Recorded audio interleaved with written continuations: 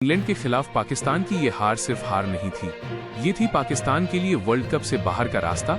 और ये 4 खिलाड़ी रहे मैच हारने के सबसे बड़े जिम्मेदार। इंग्लैंड के खिलाफ खेला गया ये मुकाबला पाकिस्तान के लिए सिर्फ एक और लीग मैच नहीं था, बल्कि वर्ल्ड कप में बने रहने की आखिरी उम्मीद था। अंक तालिका का गणित साफ था, ये मैच जीतते ही पाकिस्तान की सेमीफाइनल की राह खुल सकती थी।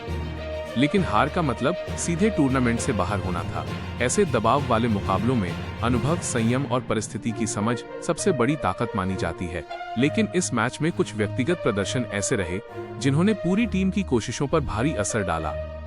मुकाबले की शुरुआत पाकिस्तान के लिए संतुलित परिस्थितियों में हुई। पिच पर हल्की नमी थी, लेकिन जैसे जैसे खेल आगे बढ़ा, बल्लेबाजी आसान होती चली गई। ऐसे में टॉस के फैसले से ज्यादा अहम था पावर प्ले का उपयोग और मिडिल ओवर्स की रणनीति। पाकिस्तान ने शुरुआत संभलकर करने की कोशिश की, लेकिन आधुनिक टी20 क्रिकेट में सिर्फ संभलकर खेलना पर्याप्त नहीं होता, रन गति बनाए रखना उतना ही जरूरी है। जिम्मेदार नंबर 1, बाबर आजम। बाबर आजम की 24 गेंदों पर 25 रन, सिर्फ 2 चौके। ये आंकड़ा अपने आप में बहुत खराब नहीं दिखता, लेकिन मैच की स्थिति के संदर्भ में ये पारी धीमी साबित हुई।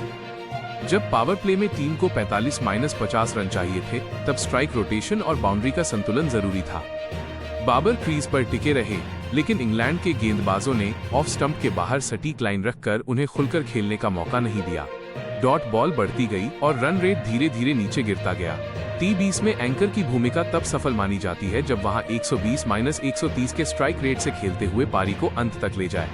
लेकिन यहाँ स्ट्राइक रेट टीम की जरूरत से मेल नहीं खा रहा था।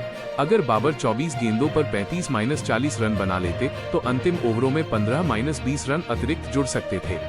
जिम्मेदार number 2, Sam Ayub. Sam Ayub से तेज शुरुआत की उम्मीद थी। उनकी भूमिका स्पष्ट थी, नई गेंद के खिलाफ आक्रामक खेल दिखाना और विपक्षी गेंदबाजों को शुरुआत में ही दबाव में डालना।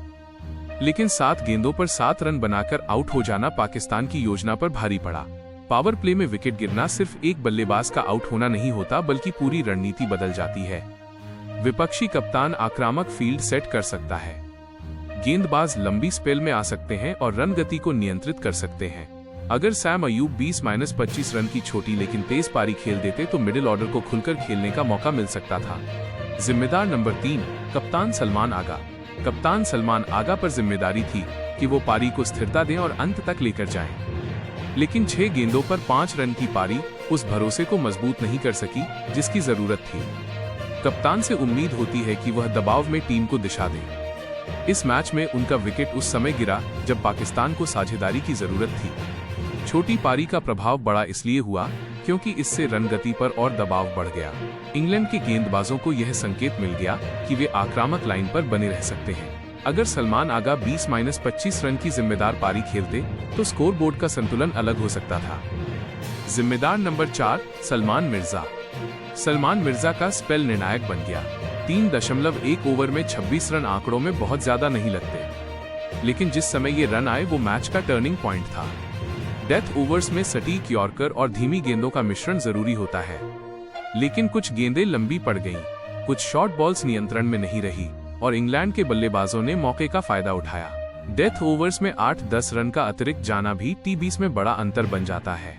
अगर सलमान मिर्जा 26 की जगह 18-20 रन पर स्पेल समाप्त करते, तो लक्ष्य दबावपूर्ण हो सकता था। इंग्लैंड के बल्लेबाजों ने जोखिम उठाया, लेकिन पाकिस्तान दबाव बनाए रखने में असफल रहा। फील्डिंग और कैचिंग भी मैच में अहम रही।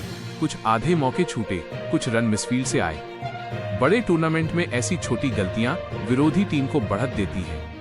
इंग्लैंड ने मौके का पूरा फायदा उठाया और रन गति बनाए रखी। इस हार के बाद रणनीति पर सवाल उठना स्वाभाविक है। क्या बल्लेबाजी क्रम सही था? क्या पावर प्ले में अधिक आक्रामक रुख अपनाया जा सकता था? क्या डेथ ओवर्स में गेंदबाजी की योजना बेहतर हो सकती थी? विशेषज्ञों का मानना है कि पाकिस्तान ने मैच को जरूरत से ज्यादा रक्षात्मक तरीके से खेला। फैंस की प्रतिक्रिया भी तीखी रही। सोशल मीडिया पर चयन और प्रदर्शन पर चर्चा हुई, लेकिन क्रिकेट टीम गेम है, हार सामूहिक होती है और इस मुकाबले में ऐसा ही हुआ। अगर बाबर आजम थोड़ी तेज पारी खेलते, अगर सैम अयूब पावर प्ले का बेहतर उपयोग करते, अगर कप्तान सलमान आगा साझेदारी बनाते और अगर सलमान मिर्जा डेथ ओवर्स में रन रोक पाते, तो शायद नतीजा अलग होता। लेकिन खेल में अगर का कोई स्थान नहीं होता, स्कोर बोर्ड अंतिम सच होता है।